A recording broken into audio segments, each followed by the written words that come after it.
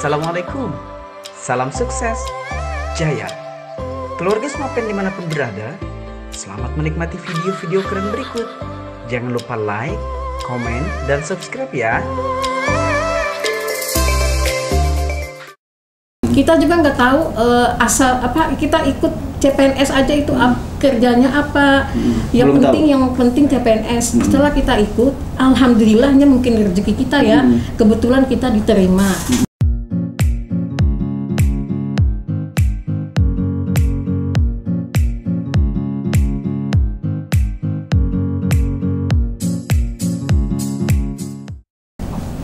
Assalamualaikum warahmatullahi wabarakatuh.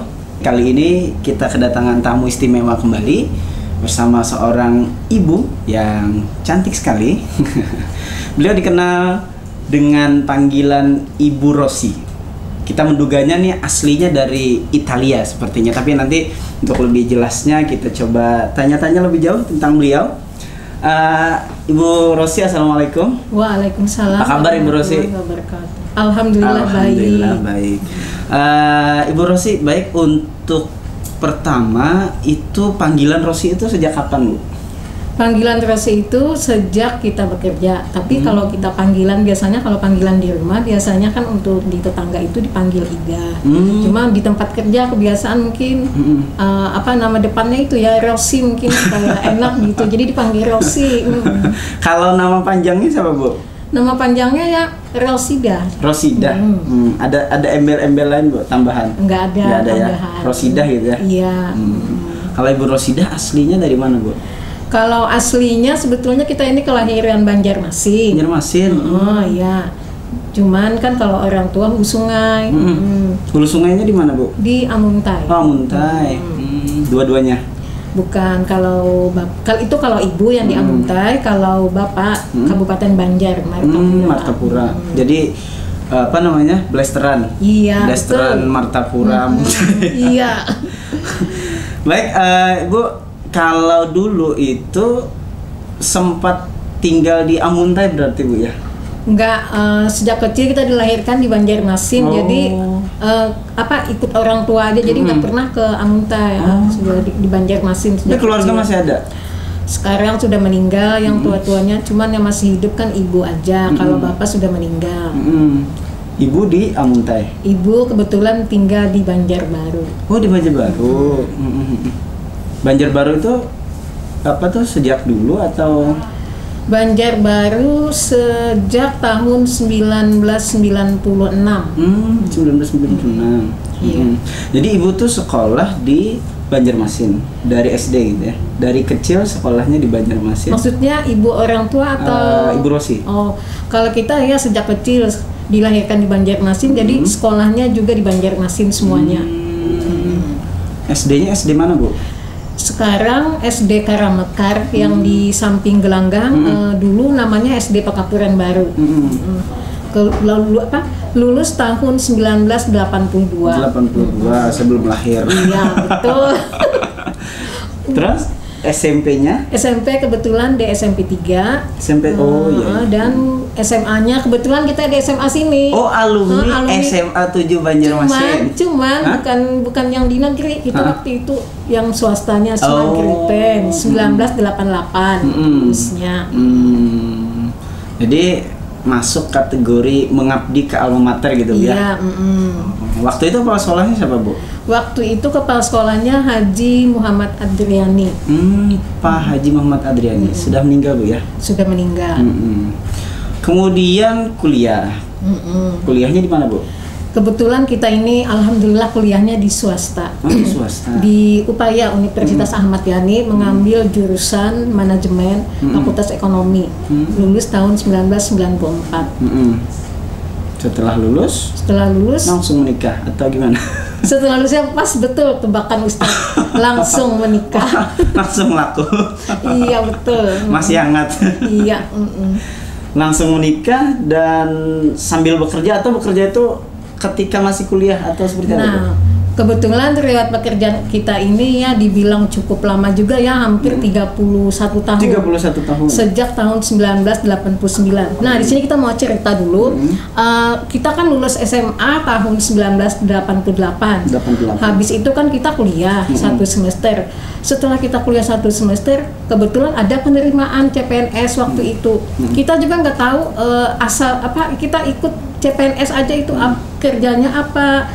Yang penting CPNS. Setelah kita ikut, alhamdulillahnya mungkin rezeki kita ya. Kebetulan kita diterima dan ditempatkan untuk pertama kali di SMP 13. Waktu itu SMP 13 itu masih masuk Banjarmasin. Sekarang kan sudah jadi Kabupaten Banjar. SMP 1 Kertahanyar. Setelah kita kerja di SMP itu kan kemarin, terus kita kan sudah kuliah, jadi kita kuliah sambil kerja. Alhamdulillah setelah kita lulus kuliah, kebetulan kita dimutasi ke SMA Negeri 3 Banjarmasin. Setelah kita di SMA Negeri, sebelum kita mutasi ke SMA Negeri 3, pengalaman kerja kita ini dengan bekal ijazah kita yang S1 tadi, kita bisa penyesuaian ijazah yang tadinya kita mendaftar golongan 2A untuk ijazah SMA, terus kita jadi lulus sarjana, jadi ijazah kita penyesuaian dari golongan 2A langsung ke golongan 3A. Setelah di SMA 3 Banjarmasin sekitar hampir 8 tahunan ya, 8 tahun. Kemudian kita mutasi ke SMA Negeri 6 Banjarmasin. Nah, di SMA Negeri 6 Banjarmasin ini mungkin kita sekitar lebih 2 tahun lebih lah. Setelah itu kita baru dimutasi ke SMA Negeri 7 Banjarmasin. Jadi prosesnya panjang ya? Iya betul. Mutasi ke SMA Negeri 7 Banjarmasin yaitu tahun 2010. Ke sekitar bulan Agustus, dan sampai sekarang alhamdulillah masih di SMA Negeri 7. Kalau masa pengabdian itu nanti sampai pensiun tinggal berapa tahun lagi, Bu? Ya, kalau dilihat itu mungkin sudah hampir pensiun juga ya, sekitar 6 tahunan lebih. Sekitar 6 tahun. 6 tahun lagi. Tahun 2026. Soalnya kan kalau kami tenaga administrasi ini kami beda dengan tenaga fungsional. Kalau untuk kami pensiunnya di usia 58 tahun, sedangkan untuk guru pensiunnya di usia 60 tahun. 60 tahun, beda 2 tahun. Beda ya? 2 tahun. Berarti kurang lebih 6 tahun lagi masa baktinya. Iya, betul. Udah tua. Udah tua tapi masih cantik. Kalau suami kerja apa, Bu? Kalau suami kebetulan PNS juga. Seorang pengajar, kebetulan mengajar mata pelajaran bahasa Inggris dengan unit kerja di SMP Negeri 23 Banjarmasin. Kalau anak? Kalau anak kebetulan alhamdulillah dikasih oleh Allah 2 orang, cowok semua. Jadi dikelilingi oleh cowok-cowok. Paling cantik di rumah. Jadi yang pertama kebetulan lulus alumni SMA 7 juga tahun 2013 kemarin. Putra sekarang sudah kerja, alhamdulillah lulus CPNS dan kerja sekarang di Tangerang di Badan Tenaga Atom Nasional atau Batan. Yang kedua yaitu adiknya, yaitu sekarang baru kuliah menjalani semester 2 di Unlam, jurusan teknologi kependidikan. Jadi beda-beda tuh, Bu ya? Ya betul. Beda minat. Kalau karakternya juga beda sepertinya. Karakternya beda. Lebih dekat kemana, Bu? Kalau karakternya mereka kayaknya lebih dekat ke ibunya ya. Kalau untuk kalau untuk yang kakak karakternya agak pendiam, sedangkan yang adiknya karakternya mungkin agak suka bicara gitu, beda, bertolak belakang ya. Tapi akur. Alhamdulillah. Kalau di TU sekarang Ibu kepala TU ya di SMA Negeri 7 Banjarmasin. Kalau di TU itu lingkup kerjanya tuh apa aja, Bu? Kalau lingkup kerjanya ini sebetulnya banyak ya. Kalau di TU ini melayani siswa, melayani guru, dan juga membantu kepala sekolah. Di sini juga kami TU ini mempunyai topoksi masing-masing untuk setiap staf. Ada yang topoksinya di bagian administrasi kepegawaian, ada administrasi kesiswaan, ada administrasi kurikulum, ada administrasi keuangan, ada administrasi persuratan, masih banyak lagi topoksi yang ada di TU ini.